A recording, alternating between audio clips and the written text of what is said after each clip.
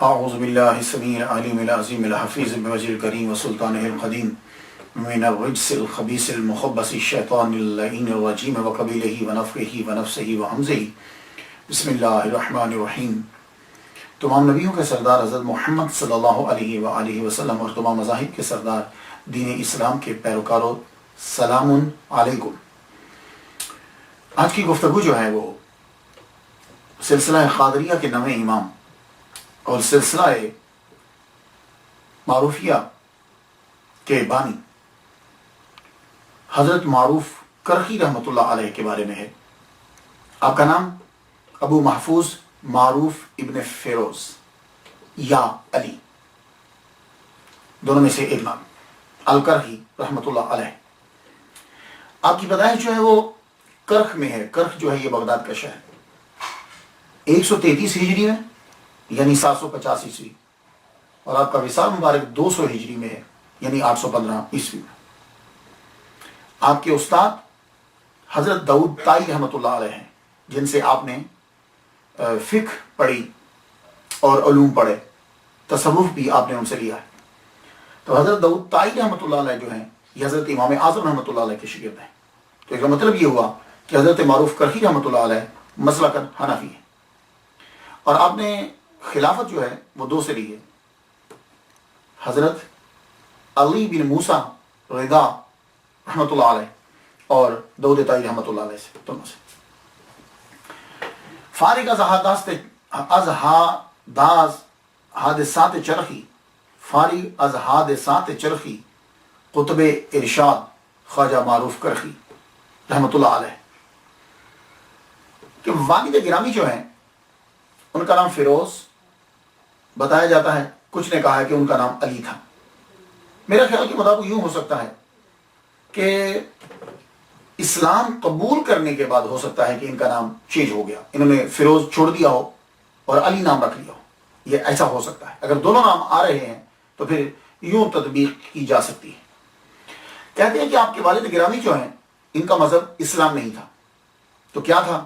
کچھ نے کہا کہ وہ کرسچن تھے، عیسائی تھے۔ تو کام کیا کرتے تھے؟ غلام تھے۔ لیکن غلام کن کے تھے؟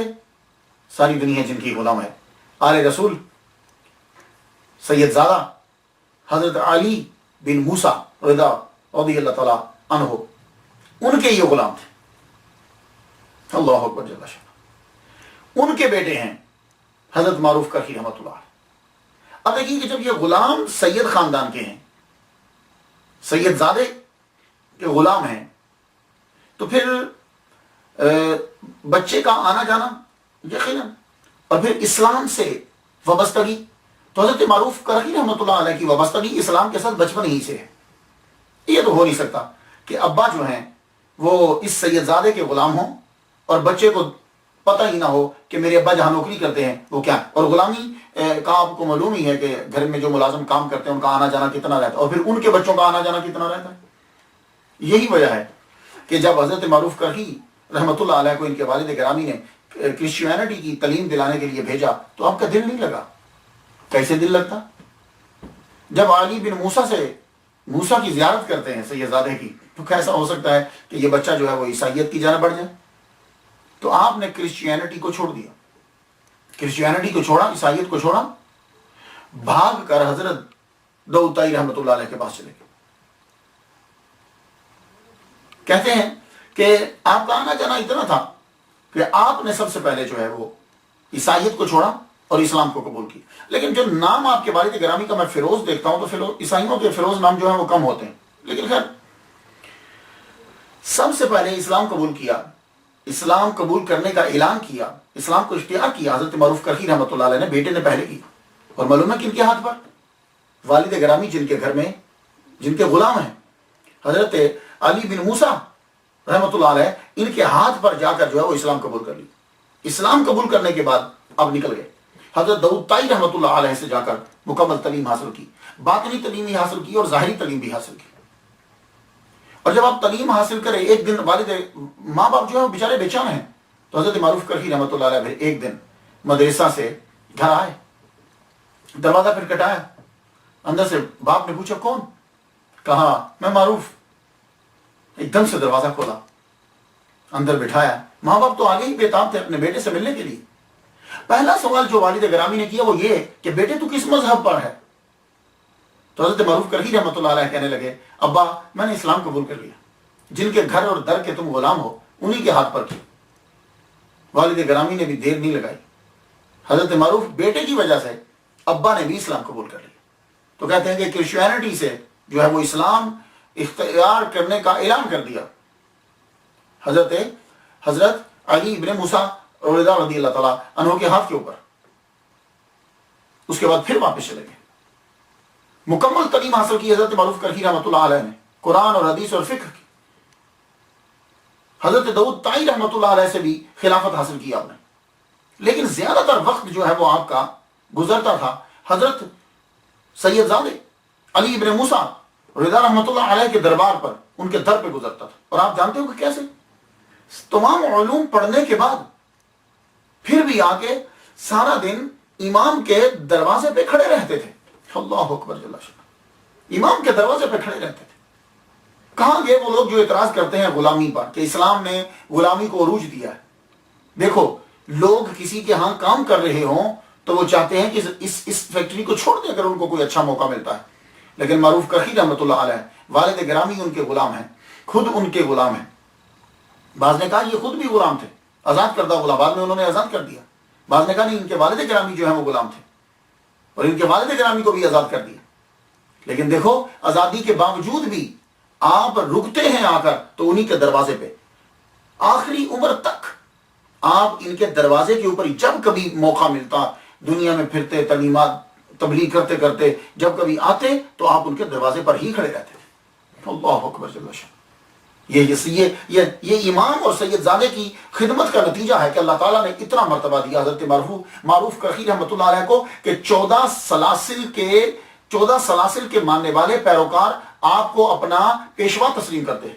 14 سلاسل، مولویہ، سہروردیہ، نور بخشیہ، مانویہ، نعمت اللہیہ، کبراویہ، ذہبیہ، بختاشیہ، رفاعیہ، نقشبندیہ، جمالیہ، کنویہ، قدریہ اور پیر حاجت. یہ 14 سلاسل والے جو ہیں یہ سب حضرت معروف کرخی رحمۃ اللہ علیہ کو اپنا پیشوا تسلیم کرتے ہیں. کیوں نہ پیشوا تسلیم کریں؟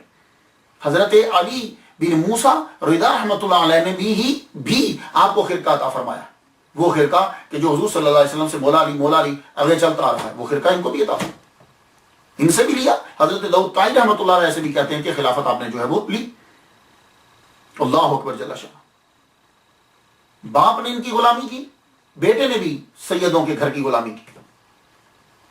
اور آپ سن کر حیران ہو جائیں گے ان کے وصال کی جو ایک سٹوری بتائی جاتی ہے، وہ ایک ریزن جو بتائی جاتی ہے وہ یہ ہے ان کے وصال مبارک کی کہ آپ جب واپس آتے تھے تو آپ ان کے علی بن موسیٰ رضا رحمۃ اللہ علیہ کے دروازے پر کھڑے ہو جاتے تھے.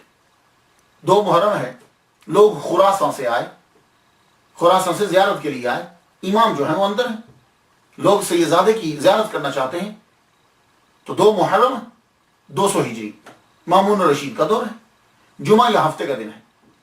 دروازے پہ کھڑے ہیں تو امام نے اندر سے نوکر کو بھیجا کہ جاؤ جتنے بھی خراسان سے لوگ آئے ہیں کوئی امام سب کو زیارت کروائیں گے. اور آپ حضرت معروف کرخی رحمۃ اللہ علیہ کمزور، بڑھاپا، 67 سال عمر ہو چکی ہے. 67 years old at that time. تو وہ خراسان کے جتنے لوگ تھے جب انہیں پتا چلا کہ امام کھلی زیارت کروانا چاہتے ہیں، باہر تشریف لانے ہیں، ایک دم سے لوگوں کا جو ہجوم تھا وہ تیزی سے آگے بڑھا. وہ رش اتنا تھا کہ آپ بوڑھے اس رش کا مقابلہ نہ کر سکے، کھڑے نہ ہو سکے، ایک دم سے نیچے گرے. جب نیچے گر گئے تو وہ قافلے والے لوگ خراسان سے جو لوگ آئے تھے زیارت کرنے کے لیے وہ آپ کے اوپر جو ہے وہ کچھ چڑھ گئے، جس کی وجہ سے آپ کی ربس جو ہے وہ پسلیاں ٹوٹ گئی. ان پسلیوں کا ٹوٹنا تھا 67 سال کی عمر میں اپنے پیر کے دروازے پر جان دے دی. اللہ اکبر جل شانہ. یہ ہے حضرت معروف کرخی رحمۃ اللہ. جب پیروں کو اس طرح احترام کیا جاتا ہے تو اللہ تعالیٰ نوازتا ہے، خاص طور پر سید زادے ہو. تو اس سے اندازہ کر سکتے ہیں آپ کہ آپ کو کتنا پیار تھا سادات سے، آل رسول سے، کس قدر محبت تھی آپ کو. یہ تو آل رسول ہیں. آپ نے جو تصوف لیا اس تصوف نے کیا سکھایا آپ کو؟ آج کل تو بڑے لوگ صوفی بنے پھرتے ہیں، دعویٰ تو کرتے ہیں کہ صوفی، لیکن آپ کبھی ان کے ساتھ بیٹھ جائیں تو ان کی گفتگو سنیے گا، وہ سب سے پہلے کسی نہ کسی مولوی، کسی نہ کسی پیر کی غیبت کر رہے ہوں گے. بندہ پوچھے یہ کیا، یہ تصوف ہے؟ ان کا یہ کام تھا ہر ایک کا بھلا کرنا ہے اور کسی کو دکھ نہیں لینا، جانور تک. ایک دفعہ کیا ہوا، آپ کے ماموں ہیں، شہر کے کوتوال ہیں، مامون الرشید کی گورنمنٹ میں کوتوال ہیں، کوتوال کا بڑا مقام ہوتا تھا. تو آپ جنگل میں بیٹھے ہوئے گزر رہے ہیں تو بھوک لگی تو روٹی تھی، نکال کے بیٹھ کے کھانے لگے. روٹی کھا رہے ہیں تو ایک بھوکا کتا جو ہے وہ قریب آ گیا. کتا قریب آیا تو آپ کیا کر رہے ہیں، ایک لقمہ کتے کو دیتے ہیں اور ایک لقمہ توڑ کے خود کھاتے ہیں. قریب سے آپ کے ماموں گزرے، انہوں نے دیکھا یہ کیا ہے، حیران ہوئے، کہنے لگے آپ کو حیا نہیں آتی کہ جس ہاتھ سے کتے کو لقمہ دے رہے ہو اسی ہاتھ سے خود بھی کھا رہے ہو؟ کچھ ہمارا ہی خیال رکھ لو، ہمارا ایک مقام ہے معاشرے کے اندر، یہ کیا حرکت کر رہے ہو، حیا نہیں ہے آپ کو؟ تو جملہ ذرا سن لیجیے. فرمانے لگے حیا ہے تو اس کتے کو کھانا کھلا رہا ہوں بھوکے کو. ہمارے یہاں حیا کا صرف ایک معنی ہوتا ہے، ہم کبھی کہتے ہیں حیا کرو، ہمارے کیا اس کا معنی شرم و حیا کا معنی کیا ہوتا ہے، یعنی دوپٹہ اوپر لے لو. نہیں، یہ حیا جو ہے، ماڈیسٹی جو ہے، یہ کیا ہے، یہ ایک ایسی کیفیت ہوتی ہے کہ جس کی وجہ سے انسان جو ہے وہ ہر قسم کی بری سوچ اور برے کام سے رک جاتا ہے. یہ ہے حیا. ہم لوگ اکثر حیا یہ سمجھتے ہیں کہ کپڑے پورے پہن لینا یا کپڑوں کو زیادہ ڈھانپ لینا، اس کو کہتے ہیں حیا. نہیں، حیا ایک وسیع المعنی لفظ ہے. یہ ہر قسم کی برائی سے بچنا، انسان کو حیا آ جائے. تو فرما لگے یہ حیا ہی تو ہے جس کی وجہ سے میں کتے کو جو ہے وہ کھانا کھلا رہا ہوں.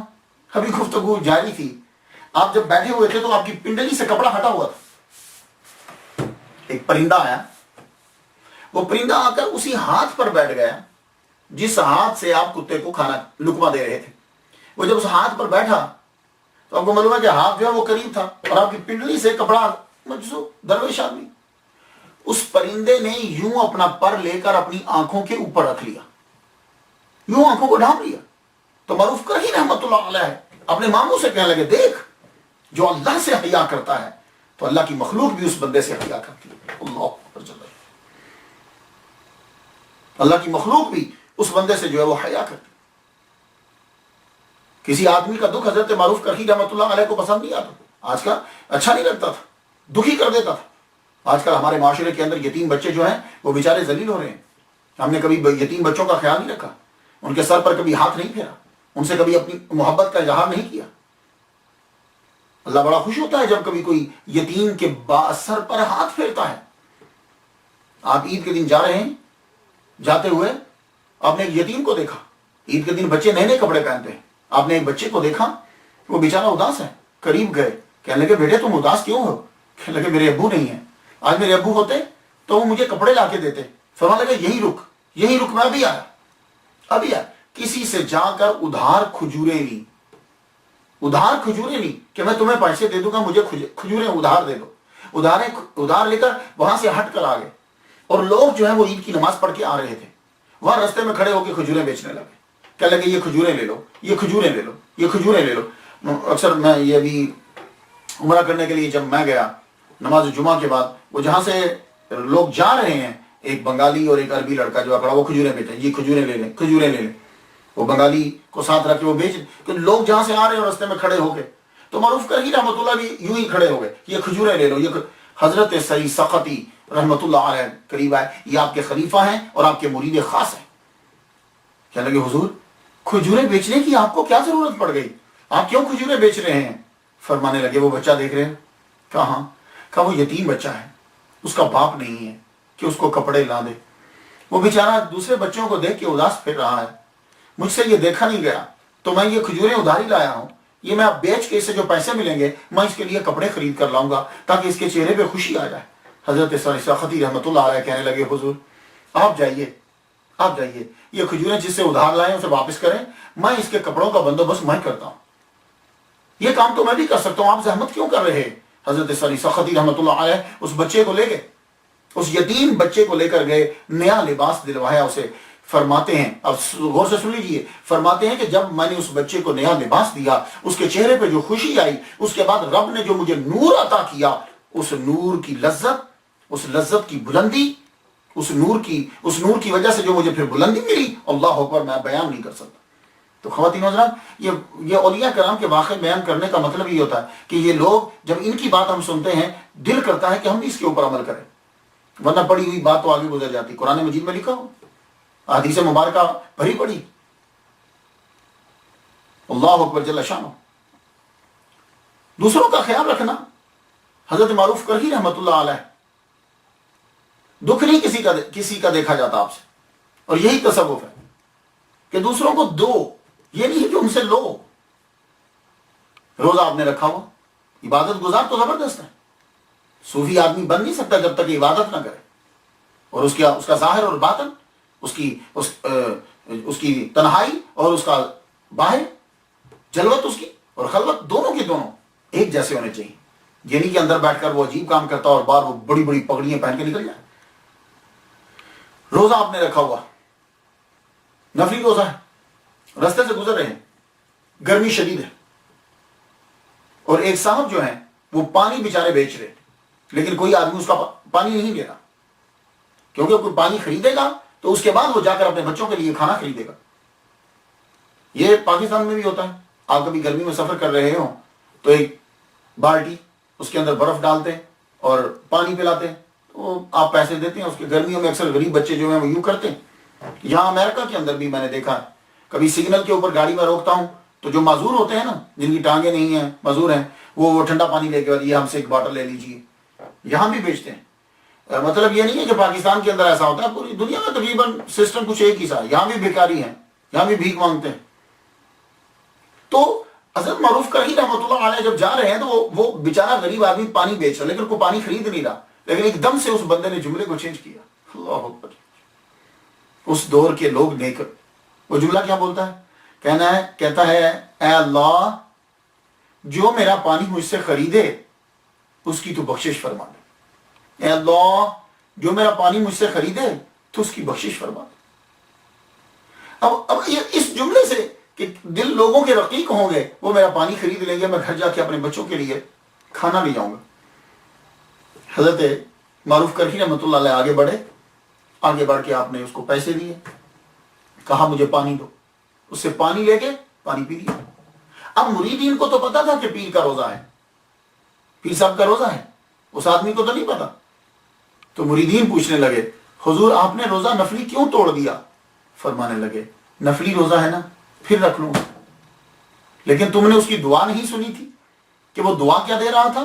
میں نے اس کی دعا کی وجہ سے اپنا نفلی روزہ جو ہے وہ توڑ لیا۔ تو یہ اس بات کی وجہ سے اللہ نے اتنا ان پر کرم فرمایا کہ جب آپ کا وصال مبارک ہو گیا تو کسی نے خواب میں پوچھا، کہنے لگے کیا ہوا؟ کہنے لگے اس جس سے پانی خریدا تھا نا، اس کی دعا کی وجہ سے رب تعالیٰ نے میری بخشش فرما دی ہے۔ اللہ اکبر صلی اللہ علیہ وسلم۔ کسی کا دل نہیں دکھا۔ تو جب آدمی بندوں کا فائدہ سوچتا ہے، بندوں کے قریب ہوتا ہے، تو اتنا ہی وہ اللہ کے قریب ہی ہو جاتا ہے۔ ہم لوگ بندوں پہ ظلم کرتے ہیں، ان پہ زیادتی کرتے ہیں، اور ہم سمجھتے ہیں کہ ہم اللہ کے قریب ہو جائیں گے، ایسا ہرگز نہیں ہے۔ اور جتنا آپ بندوں کے لیے کام کرتے تھے، بندوں کا فائدہ سوچتے تھے، اتنا ہی آپ رب کے قریب ہوتے۔ اللہ تعالیٰ نے پھر ان کو طاقت عطا کی، تائے مکانی، ایک زبردست جو ہے وہ صفت ہے ولی کامل کی۔ اللہ تعالیٰ کئیوں کو عطا فرما دیتا ہے۔ تائے مکانی کیا ہوتی ہے؟ کہ آپ تھوڑے سے لمحے میں کہیں بھی پہنچ جائیں، اسے تائے مکانی کہتے ہیں۔ جیسے حضور صلی اللہ علیہ وآلہ وسلم معراج کی رات زمین سے بیت المقدس ایک سے دوسری تک، اور پھر بیت المقدس سے آسمانوں تک، تو اللہ تعالیٰ حضور کے امتیوں کو بھی عطا فرماتا ہے۔ تو آپ کو اللہ تعالیٰ نے تائے مکانی جو ہے وہ عطا فرمائی۔ حضرت محمد بن توسی کہتے ہیں کہ میں معروف کرہی رحمۃ اللہ علیہ کی بارگاہ میں رہتا تھا، لیکن عقیدت مند ہیں، اور ادب یہی ہوتا ہے کہ بڑے کے سامنے جب کھڑے ہو تو سر کو جھکاؤ، نظروں کو جھکاؤ۔ تو آپ جب ان کے سامنے کھڑے ہوتے تو نظریں یوں جھکی ہوتی۔ عشاء کی نماز اس کے وقت جو ہے وہ ملے تو یوں ہی سر کو جھکایا ہوا ہے۔ دوسرے دن آئے فجر کے بعد، فجر کی نماز میں دیکھتے ہیں یوں ہی گفتگو کر رہے ہیں تو پاؤں جو ہے اس پہ نشان ہے، کوئی زخم لگا ہے، تو عرض کرنے لگے حضور میں رات کو ملا ہوں آپ کو، آپ کے پاؤں میں یہاں نشان نہیں تھا، یہ زخم نہیں تھا، یہ اب زخم کیسے ہوا، خیریت تو ہے؟ تو حضرت معروف کرخی رحمۃ اللہ علیہ کہنے لگے عشاء کی نماز کے بعد نفل پڑھ رہا تھا تو ایک دم سے خانہ کعبہ کا خیال آیا تو میں وہاں پہنچ گیا، خانہ کعبہ کا طواف کیا، طواف کرنے کے بعد جب میں آ رہا تھا تو چاہے زمزم کے قریب سے جب میں گزرا ہوں مجھے ٹھوکر لگی ہے کسی چیز سے، تو اس کی وجہ سے زخم ہو گئے۔ عشاء میں بغداد میں تھے، مکہ میں پہنچے، پھر مکہ سے واپس فجر سے پہلے بغداد میں واپس پہنچ گئے۔ آپ جانتے ہو بغداد سے مکہ شریف کا کتنے مائل سفر ہے؟ 870 مائلز، 870 مائلز ہے۔ تو عشاء میں گئے بھی اور واپس بھی آئے، اللہ اکبر جل شانہ۔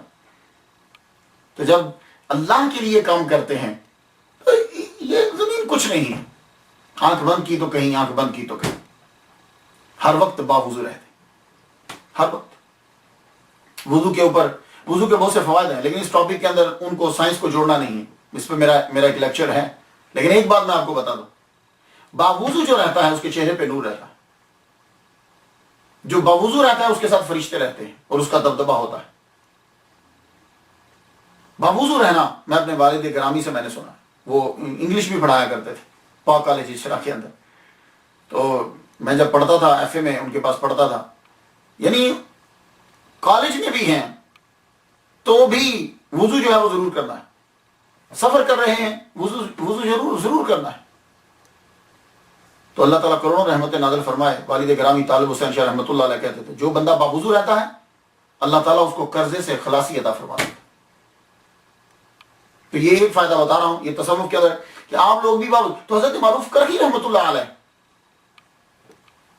کسی ایسے مقام پر ہیں وضو ٹوٹ گیا، فوراً سے وہی تیمم فرما لیتے، عرض کی حضور پانی تھوڑا سا دور ہے، کہنے لگے وہاں جاتے جاتے دم ٹوٹ گیا تو دم نکل گیا تو دریائے دجلہ دور ہے، میں پہنچتے تو اس لیے ہمیشہ باوضو رہنے کی جو ہے وہ کوشش کیجئے، سویا بھی کریں تو باوضو۔ اللہ اکبر جل شانہ۔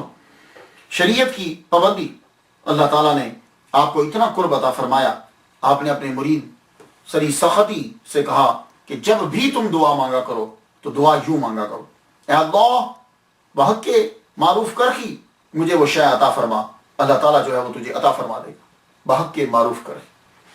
اب اس کا مطلب یہ نہیں ہے کہ یہ نعوذ باللہ کچھ لوگ ہوتے ہیں وہ عجیب سی آگے تشریح بنا دیں گے۔ اب اس کا مطلب یہ نہیں ہے کہ نعوذ باللہ معروف کرخی رحمۃ اللہ علیہ جو ہے وہ اللہ سے بڑے ہو گئے، اب ہم یہ نہیں، اللہ تعالیٰ کے وہ محبوب بن گئے ہیں، تو اللہ تعالیٰ نے خود کہہ دیا ہوا ہے، کیا وہ حدیث بھول گئے ہیں کہ اللہ تعالیٰ نے خود اپنے نبی سے یہ کہا ہے کہ جب وہ مجھ سے مانگتے ہیں تو میں ضرور بھر ضرور انہیں عطا کرتا ہوں، وَإِن سَأَلَنِي لَأُعْطِيَنَّهُ، اگر وہ مجھ سے سوال کریں تو میں ضرور بھر ضرور انہیں عطا کرتا ہوں۔ تو جب رب کہہ رہا ہے ضرور بھر ضرور عطا کرتا ہوں تو پھر اب اعتراض کی ضرورت کیا ہے؟ تو کیا کہا اپنے مرید اور خلیفہ سے؟ کہا کہ تو یہ دعا کیا کرے، اللہ بحق کے معروف کرخی مجھے وہ شے عطا فرما، اللہ تعالیٰ تجھے عطا فرما دے گا۔ اور ایک مرتبہ آپ نے یوں دعا کرنے کے لیے کہا، اللہم انی اسالک بحق سائلین علیک و بحق راغبین الیک۔ اللہ اکبر جل شانہ۔ اور آپ کے سمجھانے کا انداز یہ یوں تھا۔ ہمارے یہاں کیا ہوتا ہے کہ کوئی آدمی مسجد میں نماز پڑھنے کے لیے آ جائے، اوہ تیری شلوار بہت نیچی ہے، تو نے سر پہ ٹوپی نہیں پہنی، تیری شرٹ بھی چھوٹی ہے۔ وہ بندہ کہتا ہے یار میں پہلی دفعہ نماز پڑھنے کے لیے آیا ہوں، مجھ پہ اتنی انسٹرکشنز ہدایات شروع کر دی ہیں، وہ بندہ دوبارہ آتے نہیں۔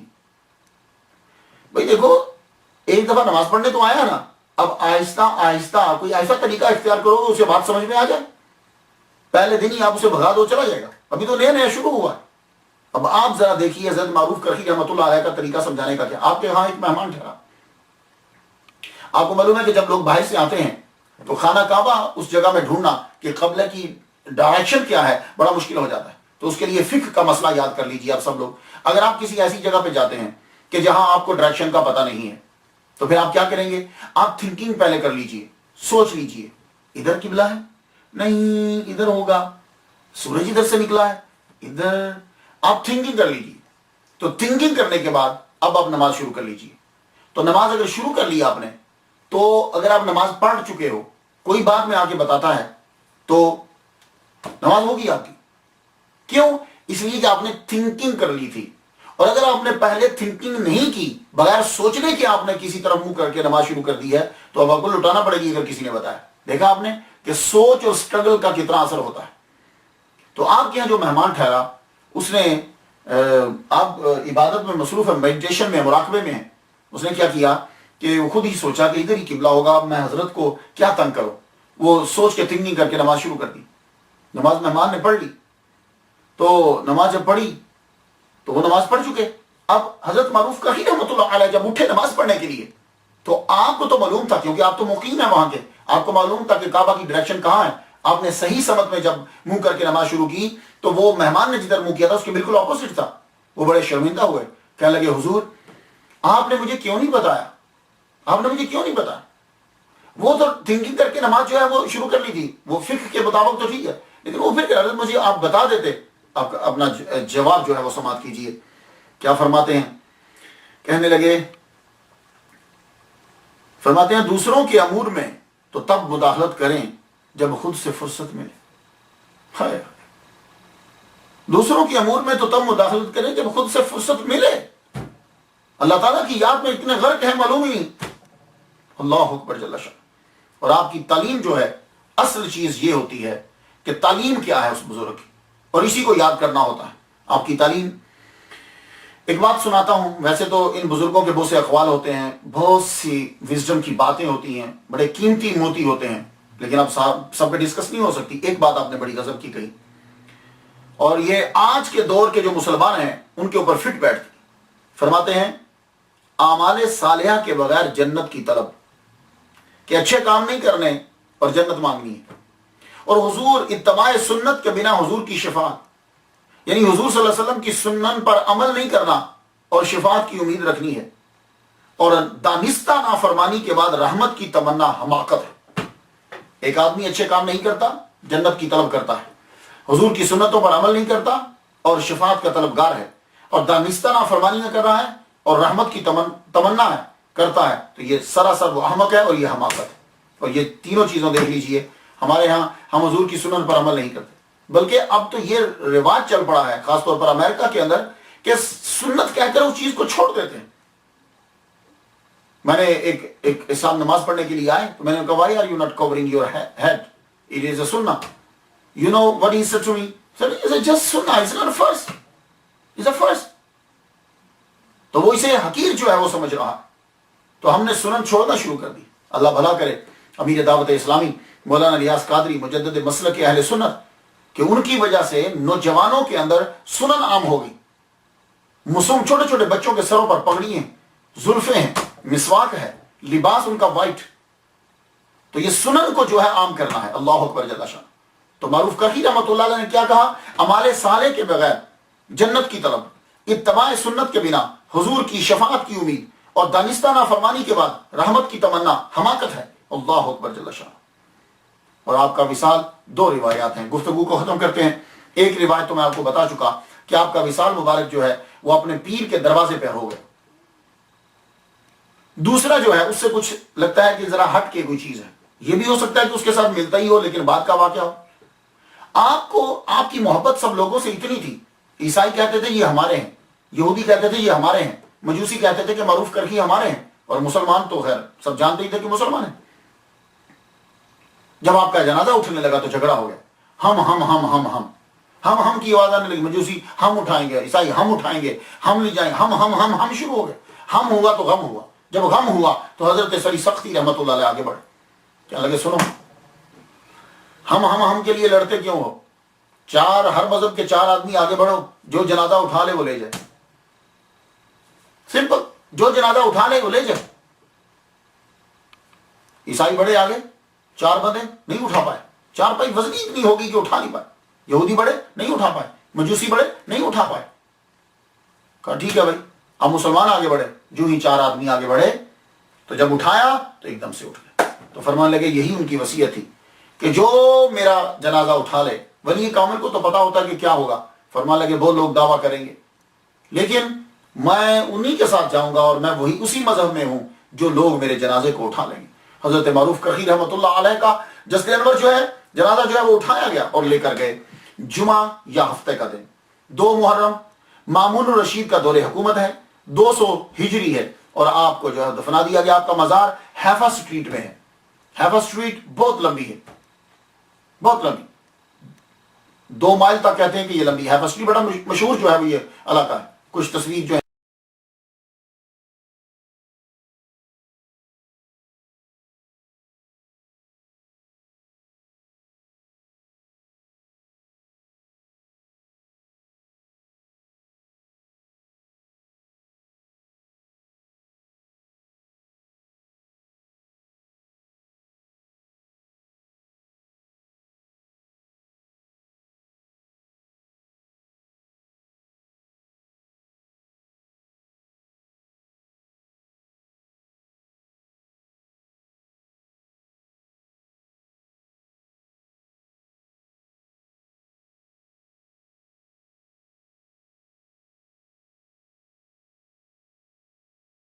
اور آپ کی تعلیمات سے ہر بزرگ کا ایک ٹائٹل جملہ اور پالیسی میکر جملہ میں آپ کو بیان کرتا ہوں۔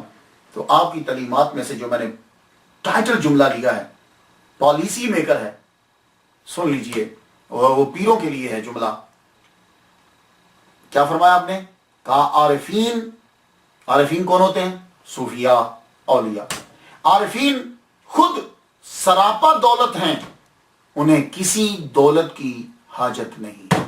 پھر سن لیجیے، یہ ٹائٹل جملہ ہے کہ عارفین خود سراپا دولت ہیں، انہیں کسی دولت کی ضرورت اور حاجت نہیں ہوتی۔ میں تو ان کے لیے فاتحہ پڑھ چکا، آپ لوگ جو ہیں وہ بھی اس کو سننے کے بعد 2 کام کرنے گے، فاتحہ ان کے لیے پڑھیے گا اور یہ جو ہے لنک آگے تک پہنچائیے گا، میری بخشش کا بھی سبب ہو اور آپ کا بھی۔ وآخر دعوانا ان الحمدللہ رب العالمین۔